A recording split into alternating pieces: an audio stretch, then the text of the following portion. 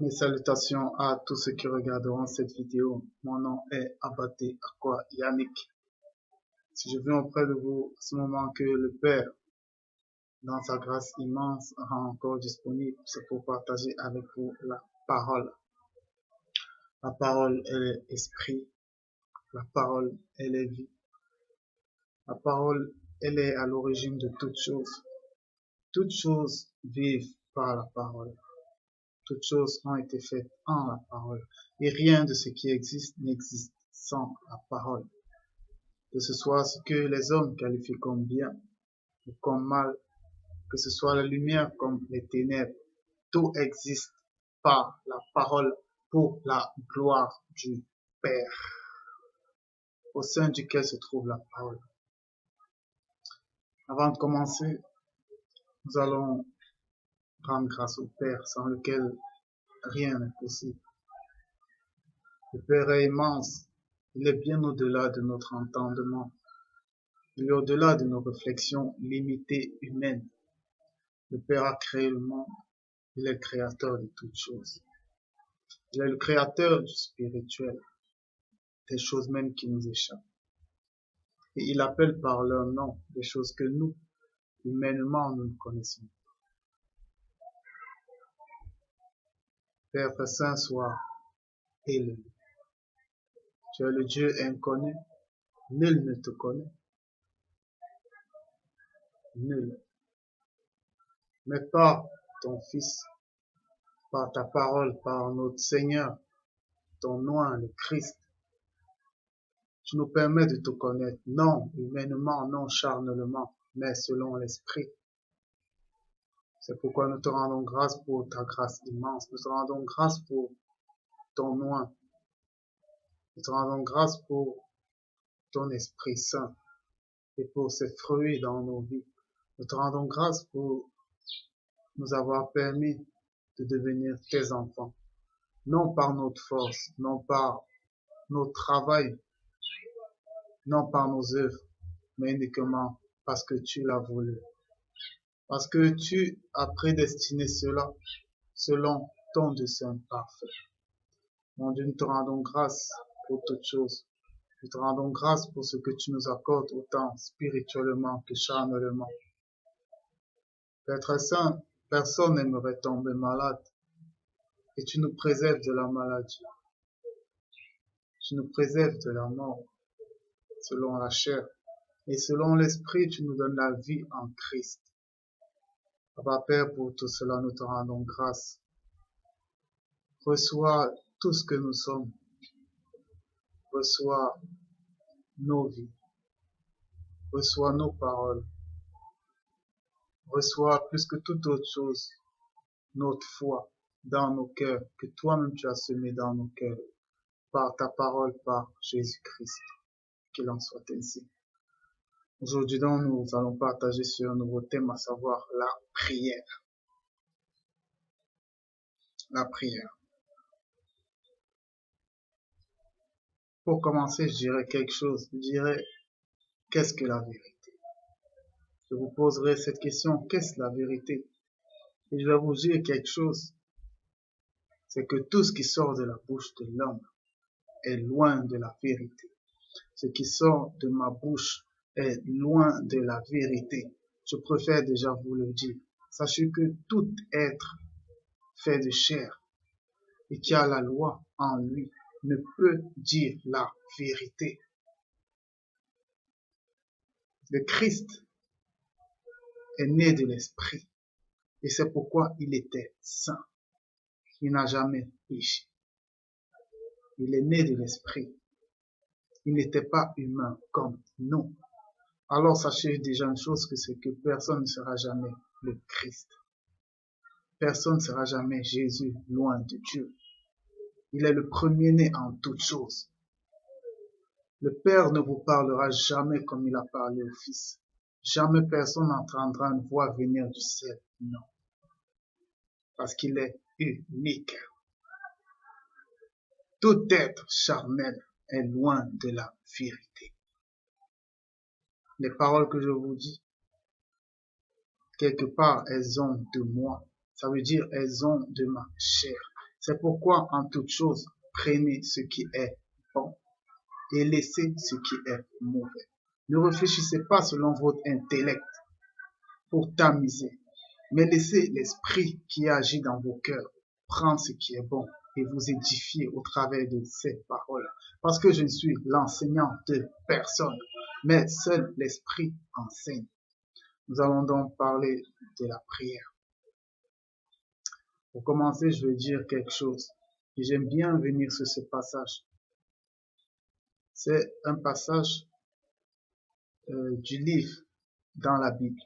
Sachez que lorsque je ne parle pas seulement aux chrétiens. D'abord, je ne suis pas chrétien.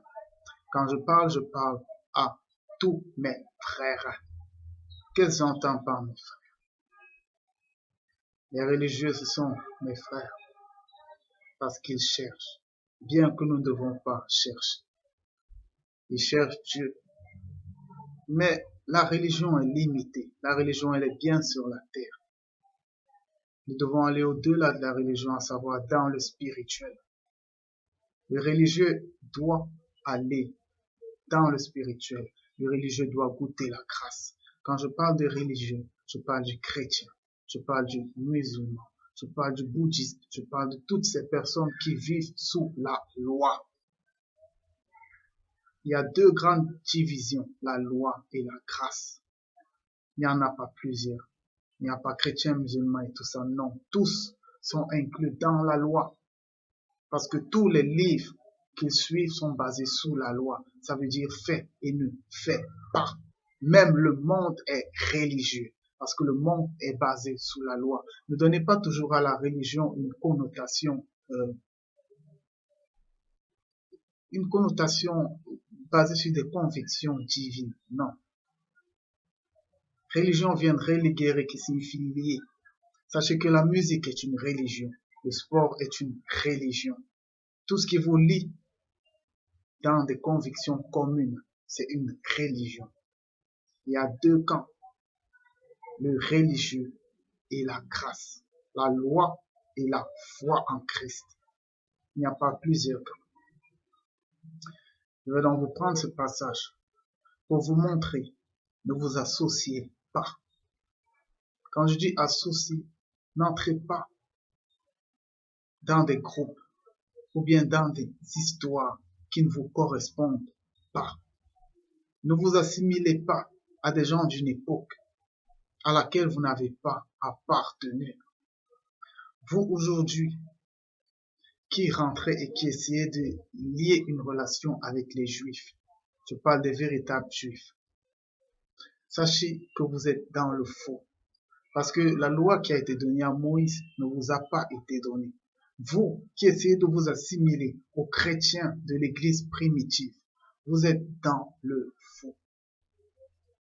Parce que vous n'avez pas vécu à cette époque et vous ne respectez même pas les conditions des chrétiens de l'église primitive.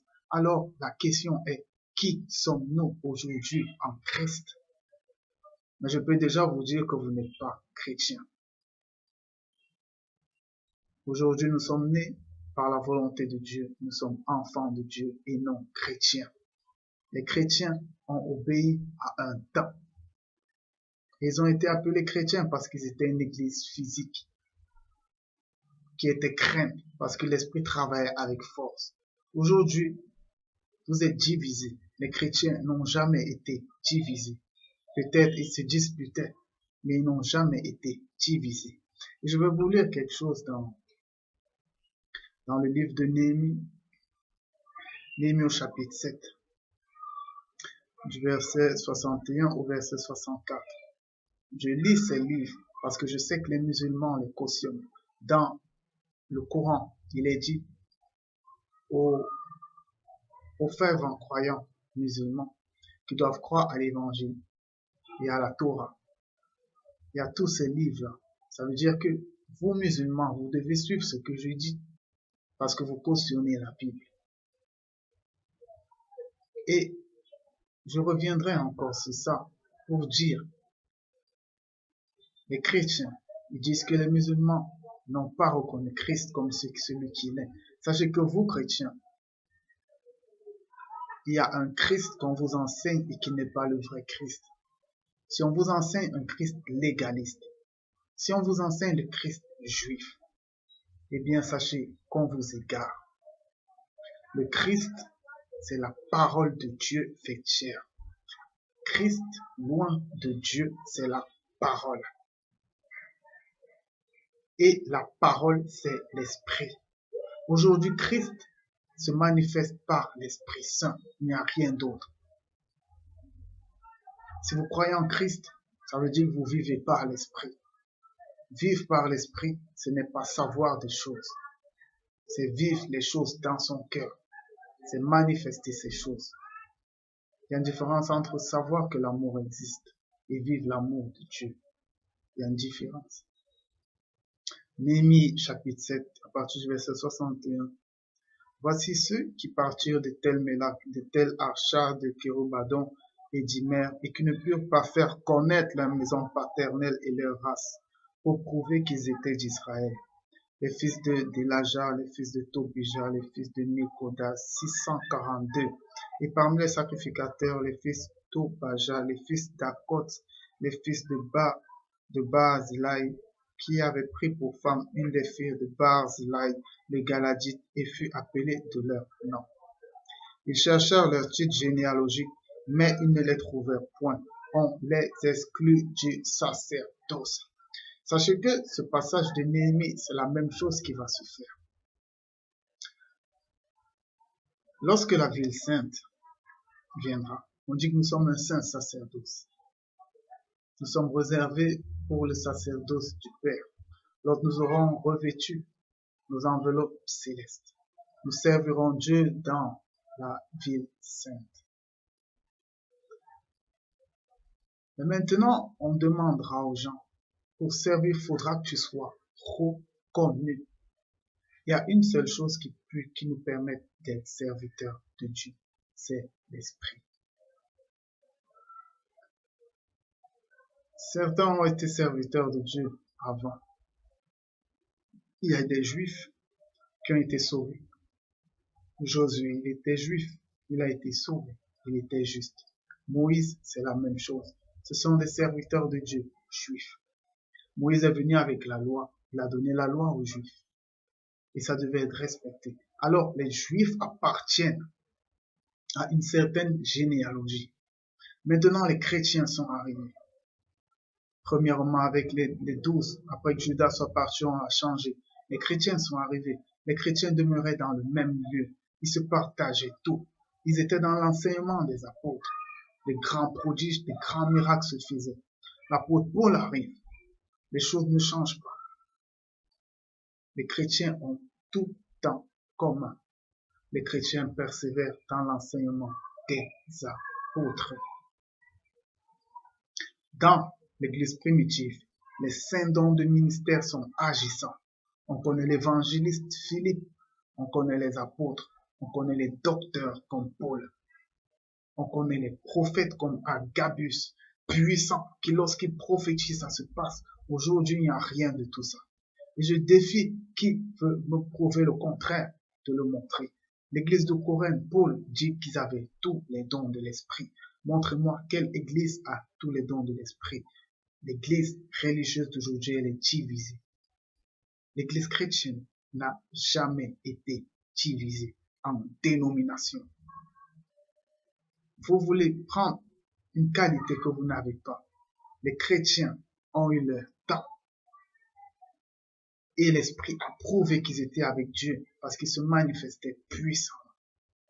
Jacques dit déjà que la sagesse qui consiste dans les disputes et les querelles et les divisions est charnelle et diabolique. Mais la sagesse, elle est conciliante. Elle est modérée. Elle est amour. Eh bien ça, vous ne l'avez pas. Il n'y a pas de chrétiens de nos jours pour la simple raison qu'aucune de ces églises ne respecte ce qui se passait à l'église primitive. Les chrétiens d'aujourd'hui découlent d'une religion, d'un système qu'on appelle le christianisme, qui est basé sur le culte judéo-chrétien. Quand je parle de chrétien, c'est-à-dire la chrétienté primitive. Ils ont puisé dans la chrétienté primitive. Ils ont puisé dans le culte juif. Et ils ont fait ce qu'on appelle le christianisme. Les chrétiens d'aujourd'hui sont les chrétiens du christianisme. Ils ne sont pas les chrétiens de l'esprit. Lorsque donc vous serez devant le trône de grâce et que vous direz que vous êtes chrétien, vous serez vomi. Parce qu'on vous demandera votre généalogie et vous ne pourrez pas la prouver. Vous ne pourrez pas la prouver parce que vous n'êtes pas chrétien. Le temps des chrétiens est révolu. Aujourd'hui, l'Esprit travaille et nous rend enfants de Dieu. Éloignez-vous du christianisme. Éloignez-vous de la religion. Éloignez-vous de la religion. Seul l'Esprit, seule la parole de Dieu, seul le Christ permet d'être appelé enfant de Dieu. Maintenant, nous ne nous assimilons donc pas. Nous nous assimilons pas, nous ne sommes pas chrétiens, nous ne sommes pas juifs. Mais nous sommes enfants de Dieu par l'Esprit. Et selon la grâce de Dieu. Parce que tant que le Père n'a pas pointé du doigt que toi je te sauve, eh bien, sautez, montez, dansez, faites tout ce que vous voulez. Priez 10 000 fois, jeûnez, vous n'êtes pas sauvés. Le salut, c'est la grâce de Dieu. C'est Dieu qui dit, maintenant je t'ouvre les yeux. Et c'est pour vous montrer une chose, c'est qu'il reste Dieu. On ne conteste pas avec Dieu, il fait selon son bon vouloir. Selon son bon vouloir. Et ça nous amène dans notre sujet d'aujourd'hui, la prière. Sachez qu'il y a une prière juive. Si vous voulez rentrer dans le cadre chrétien de l'église primitive, les chrétiens de l'église primitive, je ne parle pas de ces païens, ça a d'abord commencé chez les juifs, ces chrétiens-là. Ils sont restés attachés aux coutumes juives. La prière des premiers chrétiens était assimilée à la prière du temps de Christ. C'est pourquoi, lorsqu'on parle après la Pentecôte et l'effusion de l'Esprit, on dit que les apôtres, ils allaient à l'église pour la prière à la 9e heure. Lorsque Dieu montre la nourriture impure à Pierre, Pierre priait à une heure précise, à savoir la 6e heure. Vous, aujourd'hui, vous voulez vous assimiler à ces premiers chrétiens. Est-ce que vous respectez ces heures? La religion dans laquelle on respecte le mieux ces choses, c'est chez les musulmans. Sachez qu'avant de prier, même vous chrétiens, vous devez vous laver les pieds. Vous devez faire des ablutions. Et cela vient de Christ lors du dernier repas. Lorsqu'il dit à ses apôtres, si on vous lave seulement les pieds, alors vous êtes purs. Ça, c'est l'ablution. Avant de prier, il faut être pur. Là, on donne un secret, c'est de vous laver les pieds, l'ablution. Si vous ne le faites pas, posez-vous des questions. Posez-vous des questions. Sachez donc que la prière, telle que nous la faisons aujourd'hui, nous la faisons mal. Parce que nous essayons de copier chez les Juifs. Nous essayons de copier chez les premiers chrétiens. Mais qui a déjà essayé d'écouter l'Esprit pour lui demander comment prier? Comment prier? Faites attention de vous assimiler aux gens d'avant. Parce que l'Esprit continue à travailler. Vous assimiler à eux, c'est limiter l'Esprit. Maintenant, essayons de voir ça de plus près. La prière.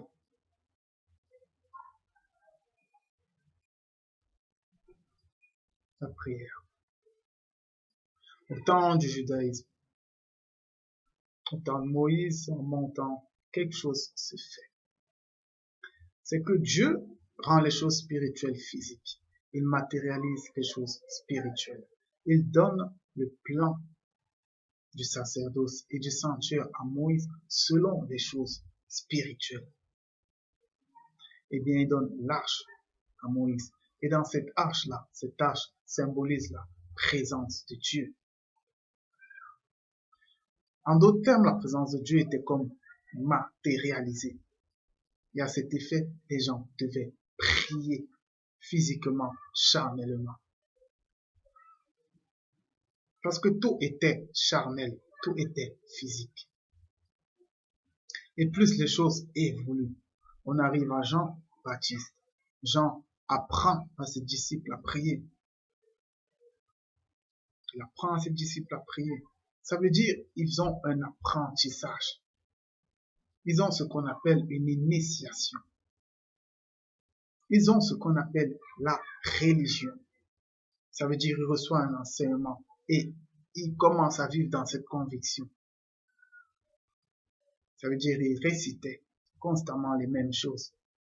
Comme les chrétiens le font aujourd'hui, sachez que vous êtes religieux, vous n'êtes pas spirituel. Eh bien, de la même enseigne, un disciple demande à Christ, enseigne-nous à prier.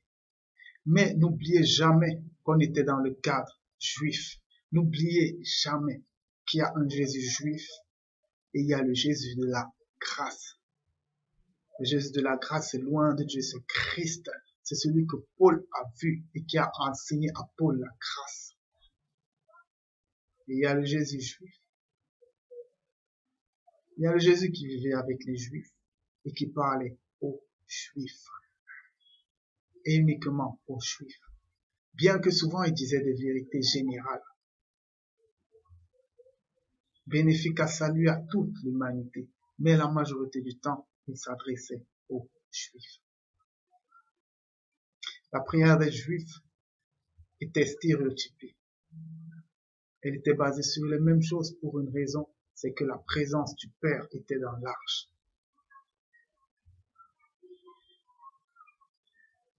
La femme samaritaine dit au Christ, on nous enseigne à prier sur cette montagne. Le Christ dit, l'heure viendra.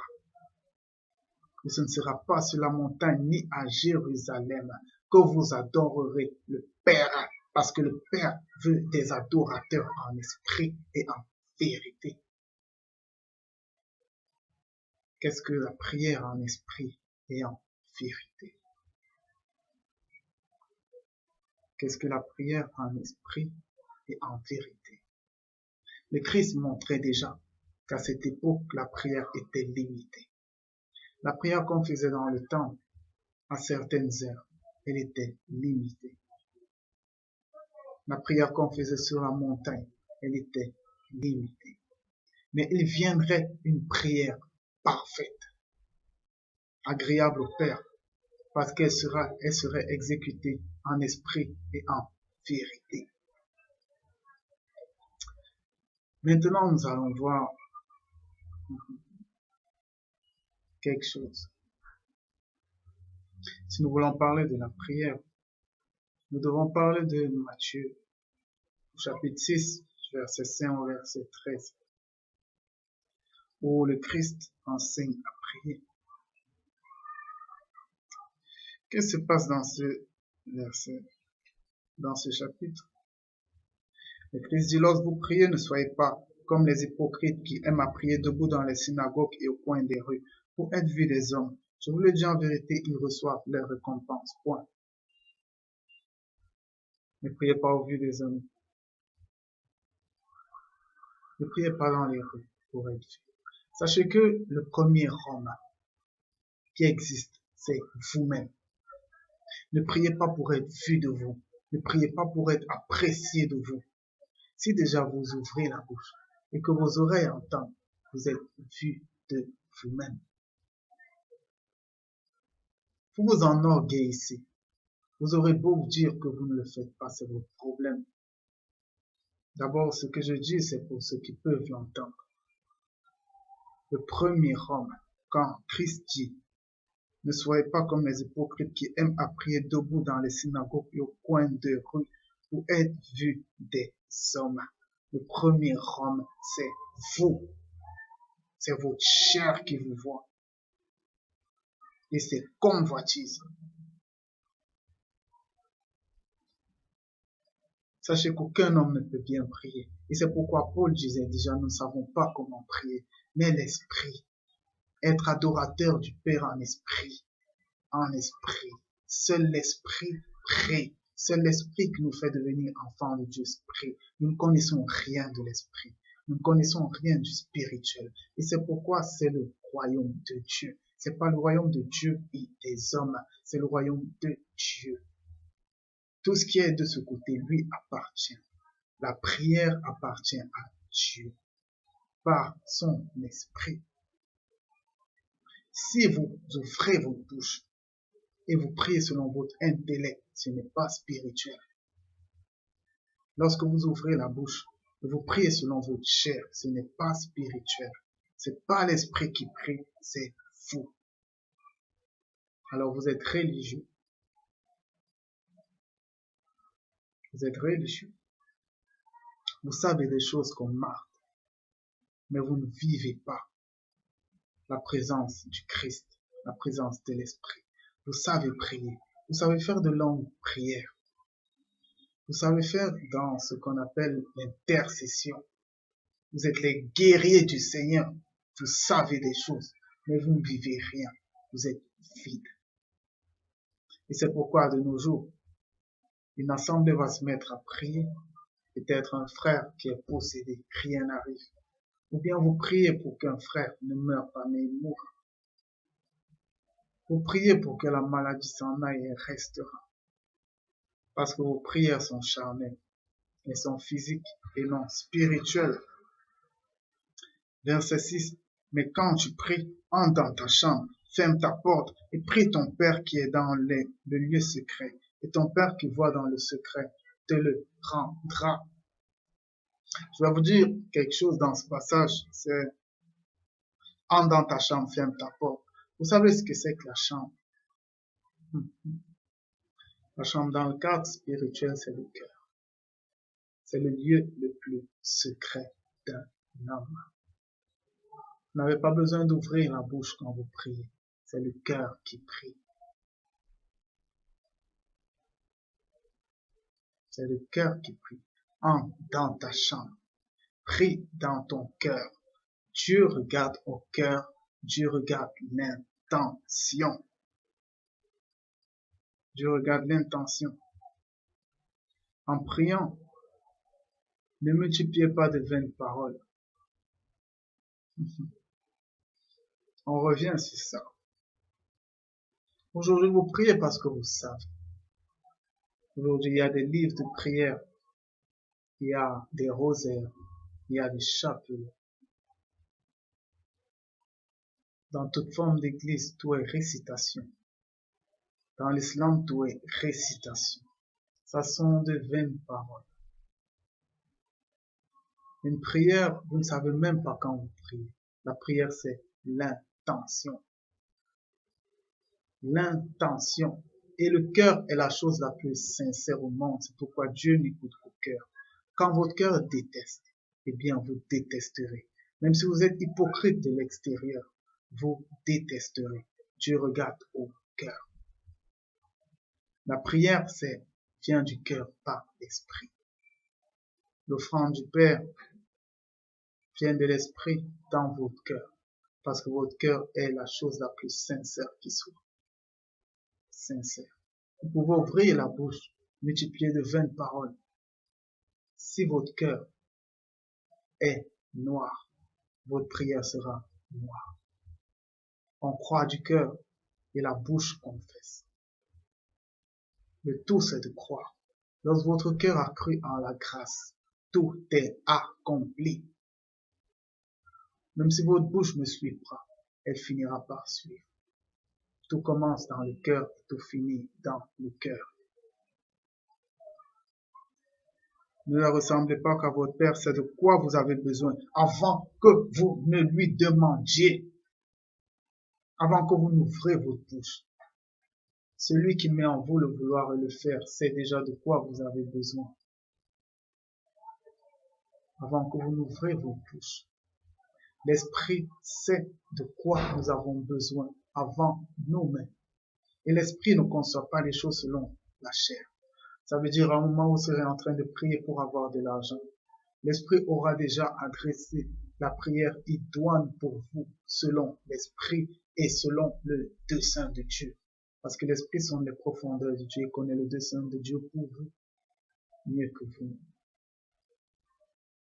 Ne multipliez pas de vaines paroles. Parce que le Père sait. Il est omniscient. Il sait toutes choses. Ne multipliez pas de notre Père. Nous ne sommes pas à l'époque, à cette époque. Nous ne sommes pas disciples de Christ selon le judaïsme. Nous ne sommes pas disciples de Christ selon la chrétienté. Nous sommes disciples de Christ selon l'Esprit. Selon l'Esprit. La loi de Moïse ne vous a pas été donnée. Vous n'avez pas connu les apôtres. Ils ne vous ont pas enseigné. Lorsque dans les Écritures on dit, vous avez été bâtis sur le fondement des apôtres et des prophètes. Personne de nos temps n'a connu les apôtres et les prophètes. Alors vous ne pouvez pas être bâtis sur eux. Lorsqu'on le dit pour les gens de cette époque, pour les églises de cette époque. Nous ne sommes pas bâtis sur eux. Essayez de se faire bâtir sur eux, c'est devenir religieux. Laissez l'Esprit vous enseigner qui vous êtes au temps présent. Au temps présent. Arrêtez les récitations. Vos cantiques, vos louanges écrites que vous passez le temps à réciter, c'est du religieux, c'est vide. Dans les écrits, on disait déjà, chanter inspiré de l'Esprit. C'est l'Esprit qui permet de louer.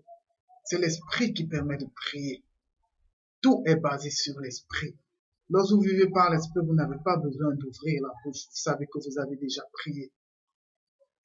Je vais vous dire une réalité, c'est que le meilleur prieur, c'est l'enfant. Prenez un bébé, un nouveau-né. Vous vous dites qu'il ne prie pas, mais il prie mieux que vous. C'est pourquoi le Christ disait déjà, les anges de ses enfants voient la face du Père continuellement. Vous savez pourquoi? Parce que l'enfant prie. Il n'a pas besoin d'ouvrir la bouche. Son cœur prie. Parce qu'il n'a pas encore la loi qui lui fait savoir comment prier. Alors il prie par l'Esprit. Où il n'y a pas la loi, il y a l'Esprit. Il prie par l'Esprit. Lorsqu'un bébé, un nouveau-né vient de naître, sa maman est là. Il n'a pas besoin de parler à sa maman et dire j'ai faim. Sa maman sait. Sa maman sait qu'il a faim. Alors, enlevez l'intellect, enlevez l'intelligence, enlevez votre religion quand vous voulez parler du Père. Bref. Voici donc comment vous devez prier. Si vous voulez comprendre ça, il faut se rendre dans le livre de Luc, au chapitre 11, je pense. Vous comprendrez que c'est un disciple qui se lève et qui demande à Christ, enseigne-nous comment prier. Un juif. C'est un juif qui se lève parce que les juifs ont vécu dans la prière. La prière est venue à eux dès que l'arche est arrivée et que les choses spirituelles ont été manifestées physiquement. Alors ne vous assimilez pas à eux. Vous n'êtes pas juif. Et lorsqu'on vous demandera votre généalogie et que vous ne pourrez pas la montrer, eh bien vous serez vomi. Vous n'êtes pas juif. Vous n'êtes pas juif. Abaté est Camerounais. Il n'est pas juif. Il n'a rien connu du judaïsme. Mais ce qu'il connaît aujourd'hui, c'est par l'Esprit. Enseigne-nous. Voilà comment vous devez prier. Le Christ commence à enseigner le Notre Père aux Juifs, aux disciples juifs.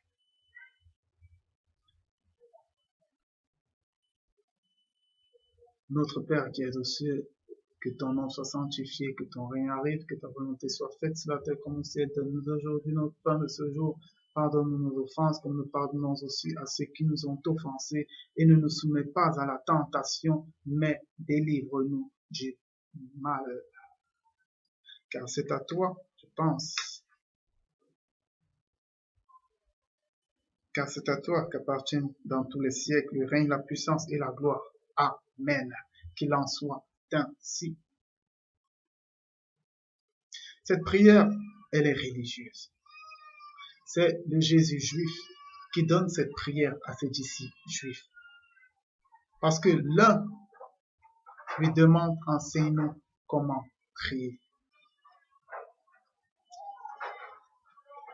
Maintenant, la grâce a changé ces choses. Dans la grâce, il y a des choses de cette prière qui n'existent plus. Sachez que dans la grâce, il n'y a pas besoin de pardon. Parce que le pardon implique une offense. Dans la grâce, il n'y a plus de loi. Parce que pour être offensé, il faut que vous vous sentiez blessé. Et cette blessure ne peut venir que de la loi. C'est parce qu'on tue que vous vous sentez blessé. C'est parce qu'on vous ment que vous vous sentez blessé. C'est parce qu'on commet l'adultère avec votre femme que vous vous sentez blessé. Et ça, c'est la loi qui vous l'enseigne. Eh bien, s'il n'y a plus de loi, eh bien, qu'est-ce qui vous blessera? Rien. Parce que vous vous sentirez libre. Et parce que vous ne discernerez plus ce qui est bien et mal et vous ne pourrez plus en vouloir à quelqu'un.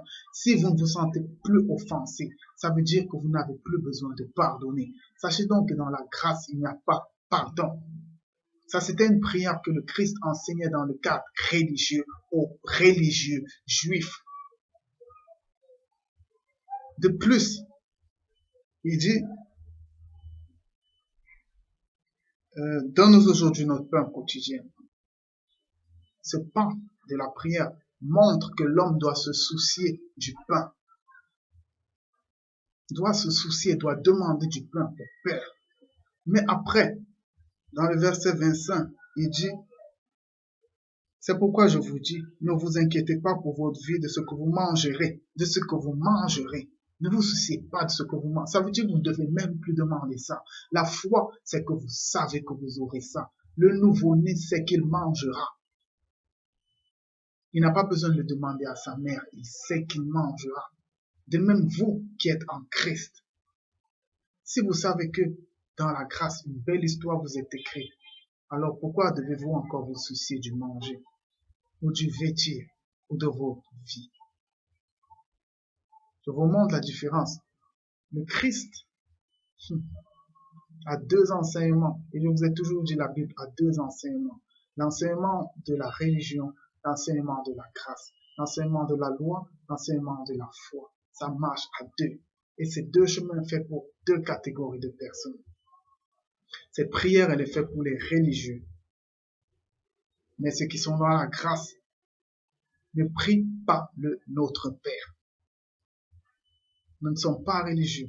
Sachez que les premiers religieux avaient le droit de le faire. Les premiers chrétiens avaient le droit d'être religieux. Parce que pour la majorité, ils ont été influencés par les juifs, par les apôtres juifs, par les disciples juifs. Ils ont été influencés. Vous aujourd'hui, vous qui rentrez là-bas, on vous demandera votre généalogie. Vous n'êtes pas chrétien. Et vous serez vomis. Parce que vous n'avez pas laissé l'esprit vous enseigner. Vous n'avez pas laissé l'esprit vous briser et vous permettre d'être enfant de Dieu. Vous avez voulu rentrer dans la lettre. Eh bien, sachez que la lettre va vous égarer. Vous n'arrivez pas à contextualiser les choses. La lettre va vous égarer et elle égare déjà. C'est pour ça que vous êtes divisés. C'est pourquoi vous avez des gourous aujourd'hui. C'est pourquoi vous vous combattez sur les convictions. À chaque fois que vous prendrez des convictions de l'église primitive ou bien du judaïsme, vous vous cognerez les têtes. Convictions sur les baptêmes, sur la Sainte Seine, sur la femme qui doit se voiler, sur la femme qui doit prier, prophétiser, sur le parler en langue. Ces choses ne vous concernent pas. Elles ont appartenu à une église bien précise. Demandez à l'esprit ce qui vous appartient aujourd'hui, vous qui êtes nés de l'esprit. Et si vous ne voulez pas, alors vivez votre vie. Vivez votre vie comme vous l'entendez. J'en ai fini avec cet enseignement. J'espère qu'il a pu édifier plus d'un. Soyez bénis. Shalom.